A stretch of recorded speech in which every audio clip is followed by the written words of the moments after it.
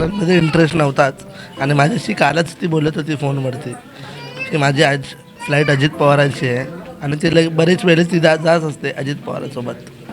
मला माहीत नाही होता की असा होणार आहे. पण तुमची इच्छा नव्हती तरी ती तुमच्यासाठी पायलट बनण्यामागे जी ती ट्राय करत होती. की तुला कुठल्या अकॅडमीमध्ये कोर्स करायचा आहे तू सांग, मी तिकडे फीस भरायला तयार आहे. पण मी नाही बोललो, शेवटपर्यंत मी त्याला बोललो की मला नाही करायचं. बहीण भावाचं नातं तुमचं लहानपणीपासून कसं होतं? भरपूर चांगला होता नाता. मला काही अडचणी असायची तर ती उभी असायची. हां,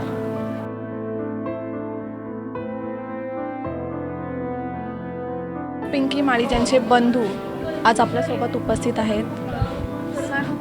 पिंकी माळी ज्या तुमच्या मोठ्या बहिणी, त्यांची अशी इच्छा होती की तुम्ही सुद्धा एक पायलट बनावं. नाही पण मी बोललो की मला हे सगळं नाही करायचं आहे. मला हे सगळ्यांमध्ये इंटरेस्ट नव्हताच आणि माझ्याशी कालच ती बोलत होती फोनवरती की माझी आज फ्लाईट अजित पवारांची आहे आणि ती बरेच वेळेस ती जात असते अजित पवारांसोबत. मला माहीत नाही होता की असा होणार आहे.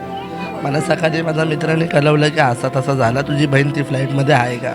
मी बोललो मला माहीत नाही आणि त्यावेळेस मी चालू झालो आता असं झालं. मग मी घरी आलो, बघितलं तर सगळं एकदम हे झालेलं पूर्ण. पण मला माहीत झालं की कन्फर्म न्यूज आली टी व्ही 9 मराठीमध्ये की पिंकी माळीचं नाव आलं आहे. त्यामुळे कन्फर्म झालं की ती पण फ्लाईटमध्ये होती. बस.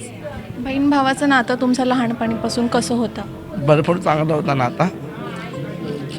मला काही अडचणी असायची तर ती उभी असायची. हां, आणि माझ्याशी कालच ती बोलत होती फोनवरती की मी फ्रीमध्ये जे ज्यांच्याकडे अफोर्ड नाही करू शकत मुलं तर त्यांना मी ट्रेनिंग देणार आहे.